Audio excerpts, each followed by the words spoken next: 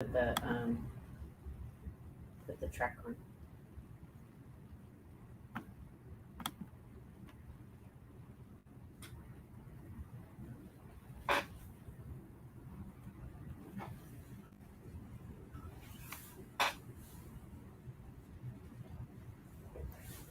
All over the place? Yeah. I can't hear anything. So. You can't hear it? I wonder if they can. They can probably hear you talking. Huh? They can probably hear you talking. You think so? Is it over you? It's on. It's everywhere. Is the mic All on? the way. Is the mic on? Mm-hmm. So they can hear both of us talking right now? Or Yeah. Because sometimes it just be that way. Split the.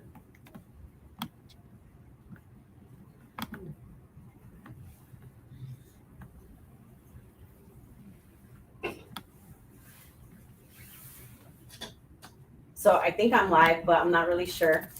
You guys have no idea about the challenges that we go through trying to navigate this whole system. And it looks like it's not a lot. Like it looks like there's nothing really going on because we're here and we're like, hey, it's all nice and sunflowers and daisies happening right now. But really, there was a lot of challenges this morning. So we apologize for being late. First, I want to give a shout out to the music intro. I'm hoping that you guys were able to hear it. I'm not really sure if you guys were able to hear it, but fingers crossed because that dope track was from Mr. Kendrick Dial for providing us with a sick hitting intro. He's a San Diego artist. He's a frontman of Lyrical Groove. It's a bomb group here in San Diego. They do a lot of live performances. I'm very familiar with him. We worked together at the Old Globe Theater through as a teaching artist. So he's super dope. So again, the name of the group is Lyrical Groove. So if you get a chance, go ahead and look them up. Listen to some of their music. They got a really, really good positive vibe. So thank you, Mr. Kendrick Dial, for providing us with a sweet little intro for youth empowerment. So my name is Nikki Martinez. I'm here at Youth Empowerment. This is Victoria's Voices. As you guys can see, Arthur is not here. So it's just me. Sorry, this is what I'm bringing today. My pronouns are she, her, we, and I'm feeling extremely hopeful today, even with the midst of all of the challenges that we had this morning. So there's a lot of things that are going on definitely in the community, and I definitely want to be able to give you some insight. So let me just start out by saying, Rach, scroll some. Let me just start out by saying, unfortunately, we tried endlessly this morning to have Mrs.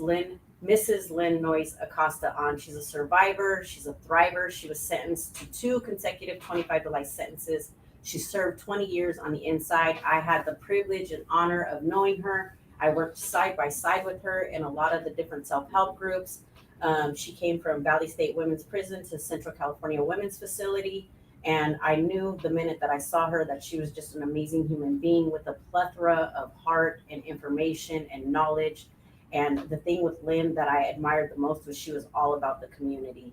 Unfortunately, we did everything in our power to try and get her on here right now, due to technical difficulties to the phone, to the apps, and to the things that weren't able to download. We weren't able to get connected the way that we wanted to and the way that we needed to. So it was really, really unfortunate. We are going to have her here in the future. Hopefully we can figure out a way, with the streaming components that we're working with right now, we can figure out a way that they would line up and they would link and it would permit her to be able to come on. It got real kind of funny with this because the only thing they wanted was an iPhone. So, for all you people that have them Androids out there, I'm just saying iPhone comes up and it comes up wicked, and you just need that sometimes. Sometimes you just need an extra iPhone laying around so that you can make things happen. So, but yes, we will definitely be able to connect with her soon, and fingers crossed that it will be sooner rather than later. It always ends up blowing my mind how, for people that are formerly incarcerated, people that have been doing time for a long time, I realized like that was one of the biggest things that I had struggled with was technology. And I always say, when I first came home, when I went to board, I just knew that I was equipped for society. I knew that I had my mind right. I knew that everything that I wanted to do and who I wanted to be out here in this free world, and I figured that I had it all under wraps. And it amazed me that I was only out in the free world in society probably for about a good 20 minutes where my dad had sent my phone.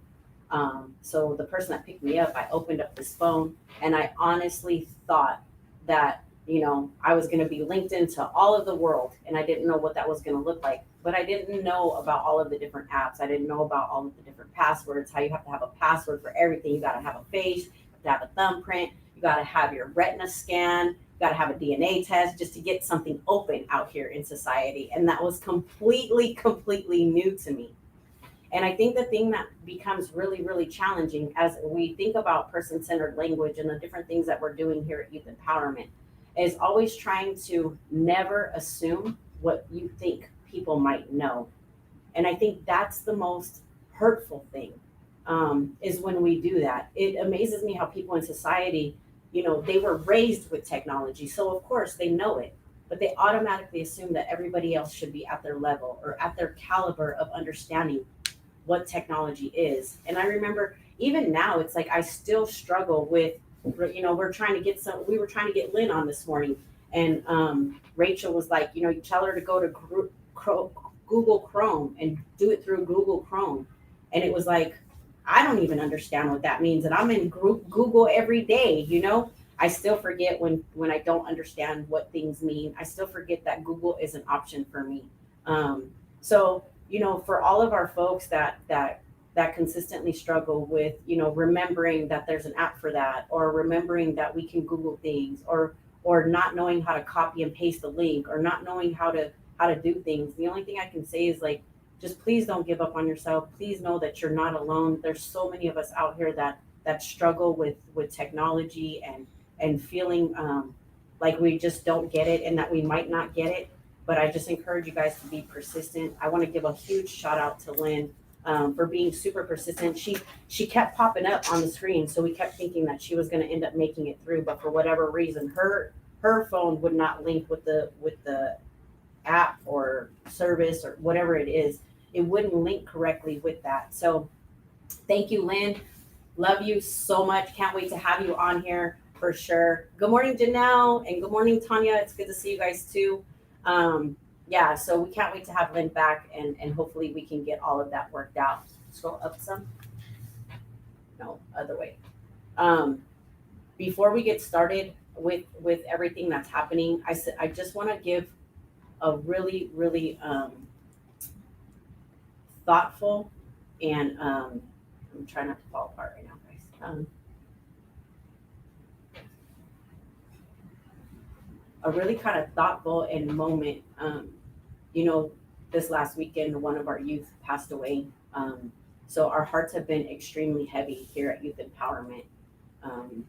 So I ask that, for everybody that's watching, for everybody that has a child, for everybody that has a mother, I ask that you guys just send out positive vibes, positive energy, for you parents that are in the struggle of, fighting for your child's love and loyalty, and fighting with the streets, and fighting with drugs, and fighting with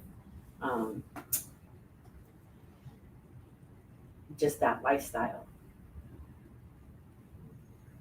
My heart goes out to you, definitely. And I hope that you stay strong, and I hope that you stay encouraged.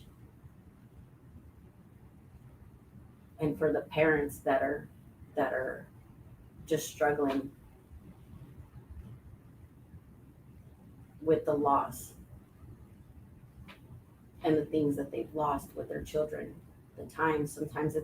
sometimes mourning and grief doesn't necessarily have to be all the way loss. We lose our children to the system, we lose our children to drugs, we lose our children to relationships. Loss is loss, and it can be loss on so many different levels. And so for all of you that are experiencing that, and everybody that's watching, I ask that you just send positive love and energy to the parents that are struggling, and to the children that are suffering, right? So a big shout out to all of our families that stay connected with Youth Empowerment. that are involved in what we do, and any level of support that we can possibly offer you, any type of resources that we can give you, any type of emotional support that we can provide for you, we are definitely here for that. Um, so thank you. With that being said, what, go back up a little bit more, a little bit more, down a little bit more, right there. Okay. With that being said, here we go. You ready? So we're celebrating Hispanic Heritage Month. It starts tomorrow.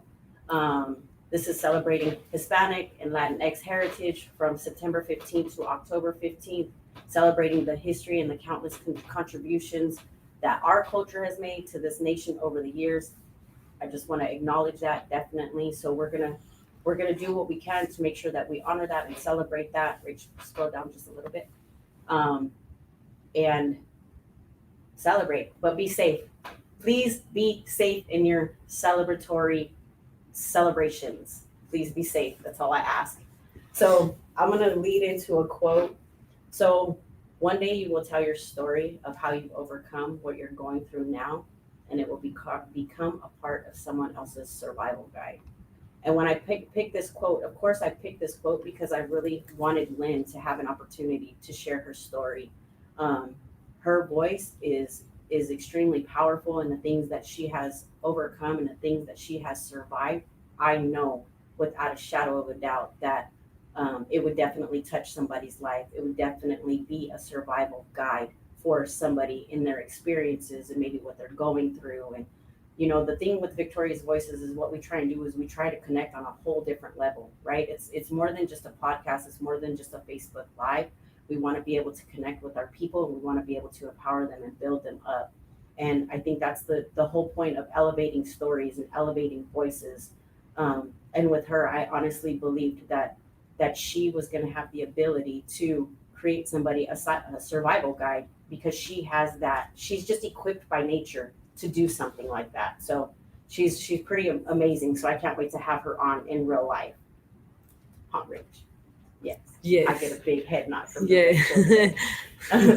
Okay, so I'm gonna get into some high demands and some high asks right now for our folks that watch with on our Facebook Live, on our YouTube, that follow us on Instagram. So for all of our people, we are providing services and classes that we would love for you all to be a part of.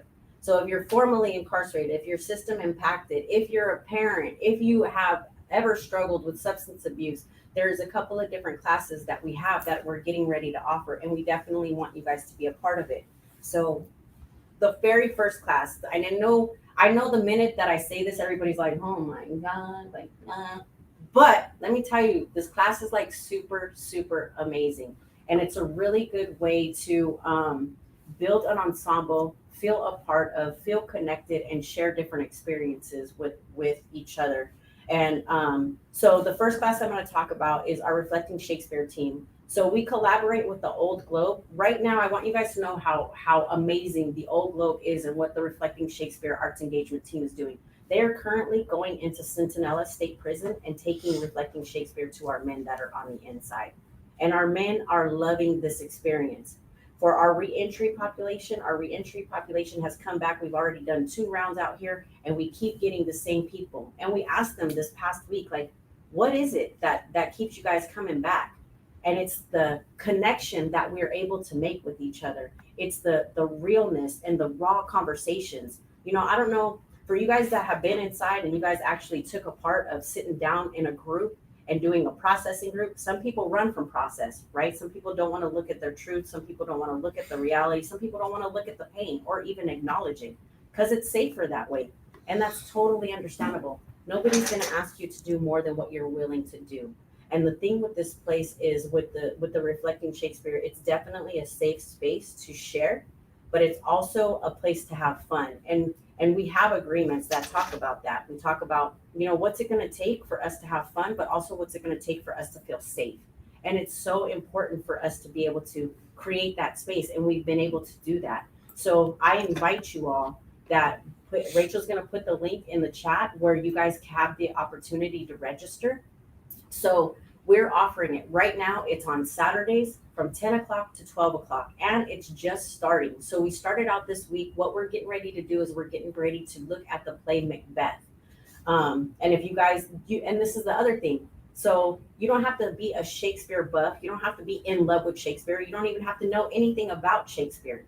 The only thing that we ask is that you show up and you participate, right? And I think that if you give it a chance and you step outside your comfort zone and you allow yourself to have a different experience on a different level with people that you already know that you can connect with on a way in which we're not familiar with, um, it's very very fulfilling and rewarding. And I hope that I'm explaining it. I hope I'm doing it justice as far as what it feels like. I keep going back because I'm in love with it. I love spending time with our folks. I love being able to do new things and experience different levels. But I also love to be able to have conversations that are meaningful. And I feel like, in society, since I've been home, this has been the one spot where I've actually been able to sit down and just really reflect.